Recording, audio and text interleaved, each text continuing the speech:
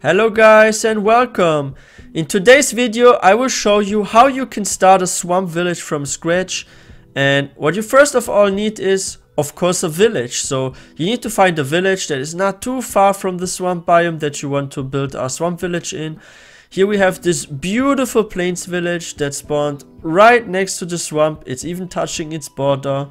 And we could move villagers from here, and today I will show you a few tips and tricks on how you can move villagers efficiently and what you need to take care of before you move those villagers, and a few tips and tricks also when it comes to breeding villagers.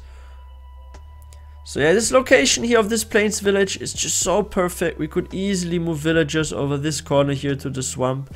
There's also a lot of water here, so it would be easy to move them with a boat. And we need to also find a location where we want to build it. I always recommend to do it in the middle of the biome. Don't go for the border of the biome, because otherwise you maybe will have mixed skin villagers. And if you want to have a pure swamp village, go to the center of the biome. Like here's a nice spot, for example. And here we will build our first houses, and we're also gonna put down a bed because it will take some time to build stuff here. So yeah, let's start adding the first houses here. It's spacious enough. So here will be house number 1. And I will start with 2 houses. You can even start with 1 house if it's big. Okay, so I managed to build 2 houses. We have one that is inspired by the witch hut. It has just 1 bed, 1 working station. And I also made a bigger, more professional house. This one here that looks a million times better, right? And here we have a lot of beds because we need that, and multiple workstations, what's also very important, so we can do some tradings. And with those beds we will easily have 4 or 5 successful breedings in no time. What is really useful is if you have a bell for your new village, because villagers will gather here. You can just steal a bell from a village or trade one. And yeah, we will now kidnap some villagers with a boat. You can actually move villagers via a boat. And yeah, you don't need a bell, but it definitely helps because you can gather villagers easier. Okay, let's look for our victim. Like, I always suggest to go for an unemployed villager or a baby villager, because if they have a profession, sometimes they bug out and will travel long distances back to their original village. So it's better to have one that's either unemployed or that is a child, because they will take on the job that is given to them nearby, and they will also claim the beds then. So let's see.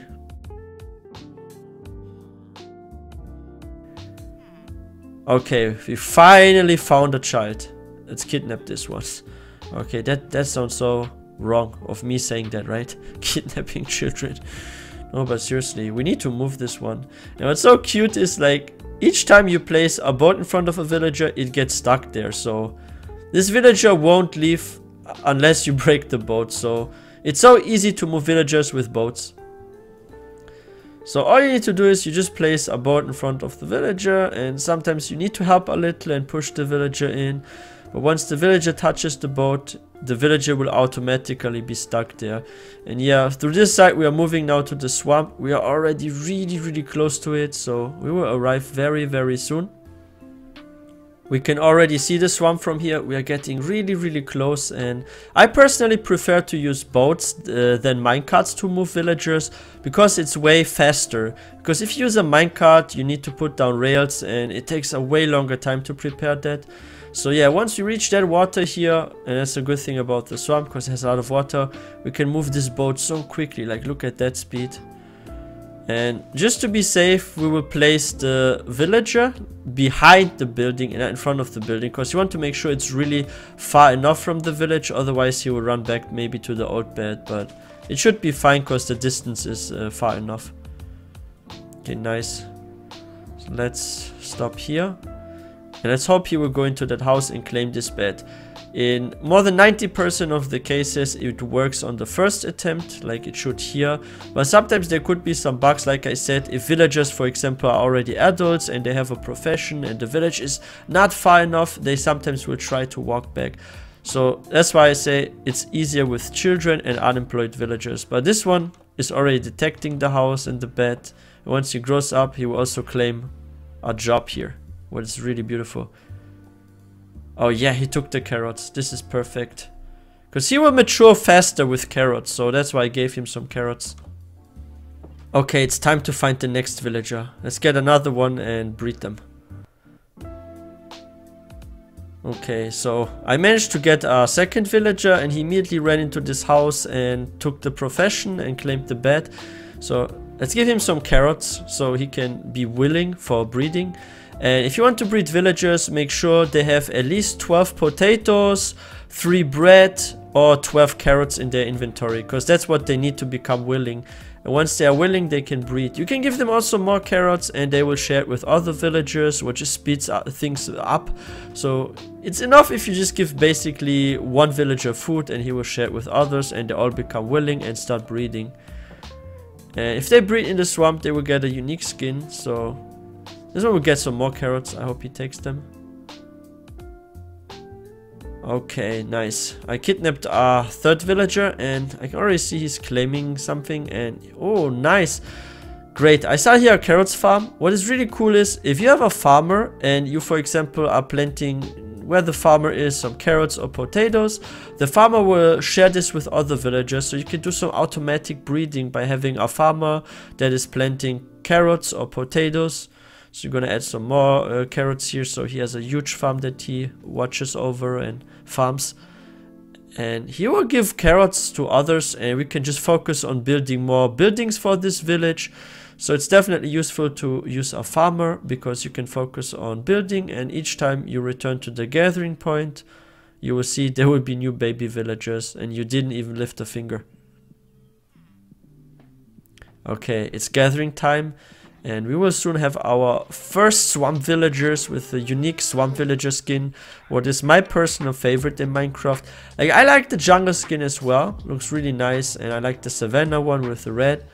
But I personally love the swamp villager skin the most. And yeah, villagers breed in the swamp. They have a 50-50 chance to have a child with the swamp skin. And we can actually sort later on those plain skins out and have a pure swamp skin village. So yeah, I hope they breed soon. Okay, it's happening, I think. They start looking at each other. That's a good sign. If they are hard particles, they will breed. But sometimes it bugs out if the beds are too far from the gathering point. And I will show you a little trick on how you can make it work 100%. So let's see. I hope this works actually. Okay. Love is in the air. Love is in the air. Will this be a success? Will they detect the beds or is it too far?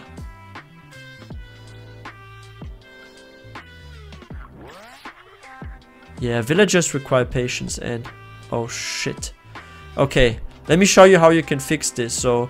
you need to place beds to the gathering point. If you don't have a bell, they will randomly have a gathering point, so it could be anywhere. Just locate where it is if you don't have a bell and place beds there, just on the ground. You don't need a house for that. It worked. We have our first swamp skin villager. Ha ha ha. Okay, let me show you how you can get rid of unwanted villagers. Okay, that sounds cruel. I mean, those that don't have the fitting skin of the biome. In this case, they don't have the swamp skin. So all you need to do is some planks, some slabs on top, and then you put a campfire to the ground. You could also do this with a berry bush, works as well. So once you trap this villager, we will drive into this campfire that is under a slab. And the reason why I use planks in a slab is so no villager will accidentally fall in. And now we need to get out, and he will die, and we barely took any damage, right? So if you do this very quickly, you only lose 1 heart of health or even a half heart. We were just a bit slow, that's why we lost 1.5 heart. So yeah, each time you have a successful breeding, you can just dump the villager into it. And after some time you have purely swamp skin villagers, like this one here. Best skin of them all. This one looks so beautiful. He's probably my next victim. Nice. So yeah, it's very simple. Only planks, slabs and a campfire. Okay, another breeding is happening.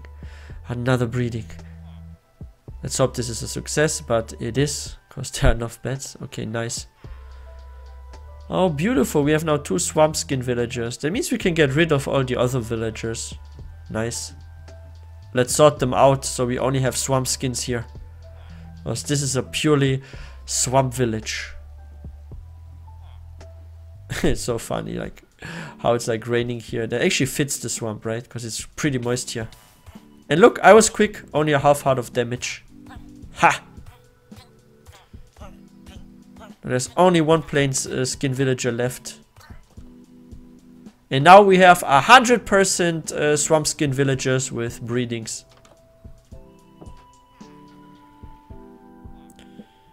Look, guys, they matured and I did some more breeding, some time passed.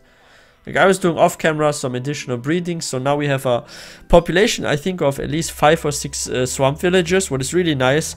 So this village is now going automatically. We don't need to worry as much because we have a carrots farm as well. So let's jump and be happy. We're very happy. Let's play with the kids. You're the future of this new village, children. But soon you have to go to work. Yeah, I love their skins. It looks so nice.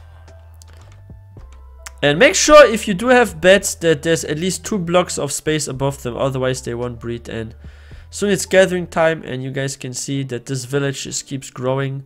Soon we can add more houses. And yeah, you have to be patient with villagers because they don't always do what you want them to do. Like here, it's gathering time but they walk back and come again.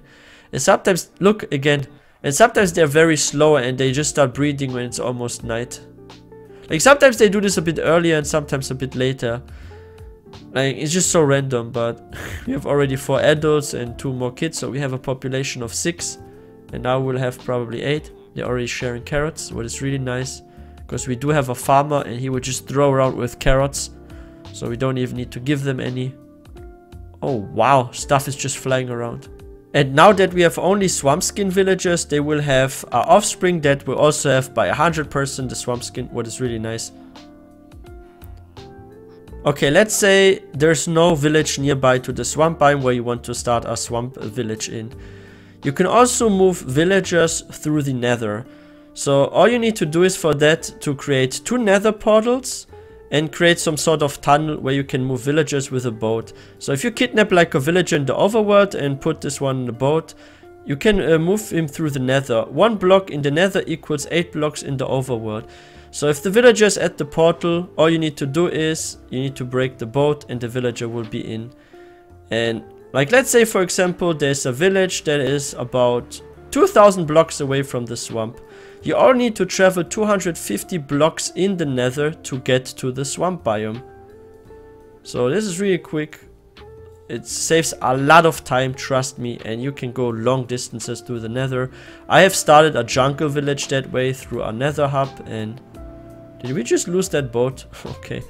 So yeah, if you break stuff inside the portal, like a boat with a villager, everything will just be put into that portal. You enter the portal, put the boat down again, and then you just use your path or tunnel with the boat and move the villager. I hope this swamp village tutorial was useful for you guys and you managed to start your swamp village as well.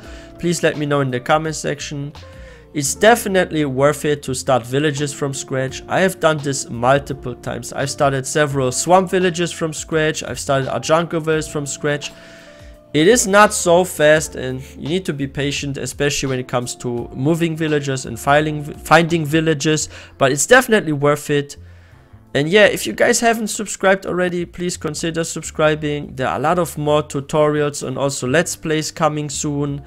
And I would also really appreciate if you like this video and hit the notification bell so you don't miss out on any new video. And yeah, this is becoming really busy here. Oh wow. So yeah guys, have a wonderful day. Please stay all safe and healthy. And I will see you guys soon.